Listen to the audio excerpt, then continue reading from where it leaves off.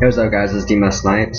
So this is Minecraft news. I decided I'm going to start doing this so you guys can know what's going on with the updates and everything that's going on with Minecraft. So today we're going to be talking about creative mode, the 1.8.2 update, and what's going to be added into it. There's going to be a lot added into it, and I'm going to read you guys off what all is going to be in it. So the main thing is the one thing people are waiting for the most, creative mode. They disabled achievements and leaderboard updates if the player is in creative mode or if the world has been previously saved in creative mode. They added a simple tutorial for creative mode. Really, you don't need a tutorial for it. Basically, all it is you have every block and you just build. You have an unlimited supply. They added sprinting to survival mode. I think that's really interesting just because a lot of people were talking about that and it was a rumor. And I like how they actually added it into the game. They added flying and sprint flying to creative mode, which is nice, so I can go up to a skyscraper a lot easier. I don't have to make a ladder going up to it. They added new items to the game, melon slice, melon seeds, pumpkin seeds, raw cooked beef, raw cooked chicken, rotten flesh, pumpkin seeds, iron bars, fence gate, stone brick slabs, stone brick stairs, brick slabs, brick stairs, ender pearl, web, vines, 10 more music discs, and chain armor. I'm not really sure what chain armor is, but it sounds really interesting. I know that was a mouthful. Hope you guys can keep up with that. I'm reading it off the list as they posted it on Twitter. They added new items to the crafting menu. They added the melon seeds, glass pane. Honestly, that's what I'm looking forward to the most, glass pane, because that would be great for mansions, because I kind of don't like having just the square windows, because every now and then this doesn't look good in certain spots. Fence gate, iron bars, stone brick slabs. There's basically just repeating what it said up top. Added terrain generation features. Strongholds, I'm not really sure what that is.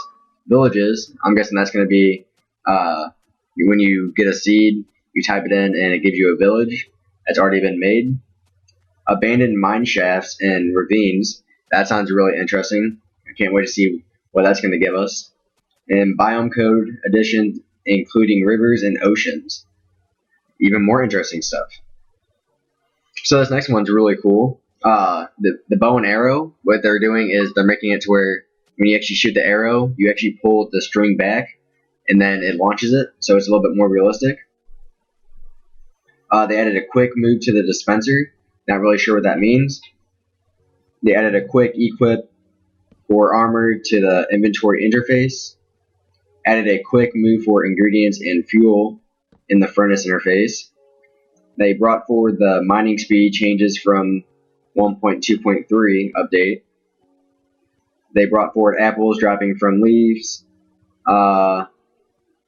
Let's see. They fixed the vines brought forward from 1.2.3 to stop them spreading too much. They added the food bar into the HUD, so I'm guessing we're actually going to have to eat food now to survive. I think that's a nice addition.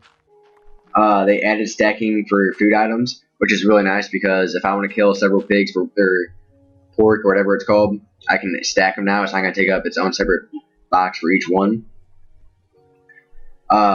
Added the eating animation, so I guess it's actually going to show you eating the food now. Enabled crafting mushroom stew without a crafting table. Added the blocking move with swords, so I guess you can block people's swords hit now. That'd be pretty interesting to see what they do with that. They changed all the text descriptions for food to show how much they refill with the food bar. Passive mobs will now flee when hit. The snout on pigs now protrude from their head. Just got to be a little bit more realistic there, I guess. It's nice that they're adding the small things too. It's not just the big things. Skeletons now hold full-size bows. Animals no longer despawn, which makes it possible to capture them. I think that's really interesting because then you could have like a cow farm. That's really interesting. Zombies now drop rotten flesh instead of feathers. Updated some mob sounds. The shears can now collect tall grass and the new vine. It should be interesting to see what we can do with the vine. I think that's going to look really cool. They improved the sunrise and sunset. They improved the rain again. I remember they tried doing that last time, but then all the rain went through the ground. Not sure really how that happened. User placed leaf blocks no longer decay. The cloud height is raised to the top of the map so clouds can no longer phase through blocks. I'm really happy about that because when I build a city, I don't like when all the clouds go through my buildings, especially when I'm building in the cloud. It makes it a lot harder to see things. The cloud movement syncs with the game's time. Both wooden and stone pressure plates can now be placed on fences. That would be great for tables, for like a restaurant or something like that. They improved the chest model with a 3D lock and opening and closing animation. So when you actually go into the chest, it's actually going to open. That's really, just the small things make a big difference. Added a countdown timer to the autosave to stop it being such a surprise. And they added the ability to rename an existing saved world. Alright, we're going to go to page 2. Yeah, I know, that was all just page 1. Woo! They added map icons to the in-game player list to match their color in the map. Added a confirmation dialogue on the player choosing to exit without saving. Added a character display when sprinting or flying. They updated the how to play HUD with the food bar animation. Added descriptions for creative mode and sprinting to the how to play menus. Updated the download content menu with pictures of the DLC available. And then this is a really big one because it's a big rumor that's always been going around since the Minecraft PC. They removed Herobrine. So options, changes, and additions is what's next. I had to take a breath there. They changed the gamer tag. They changed the gamer tags display option to mean display/hide gamer tags in game and on maps. Added an option to select creative mode or survival mode on creating or loading a world. Added an option to disable clouds. That would be nice. Added additional options to the world creation. Super flat land creates a flat world near bedrock in both the overworld and the nether.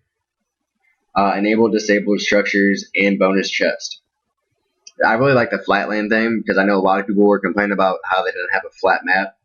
There's really only one flat map, and that was Turn of Tides was the seed.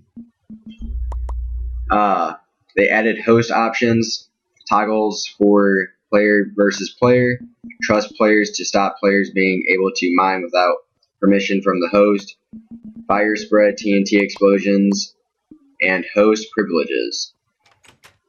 Added in the game, player options for the host can build and mine, monitor, kick player, and fly, disable exhaustion, invincible. I'm not really sure what it means by invincible. I guess you can't get killed.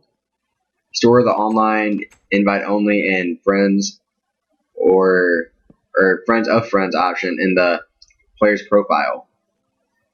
So a couple of things they've added to the tutorial world. They've changed the tutorial world to enable the new terrain features in it. They added mini tutorial for sprinting in the tutorial world.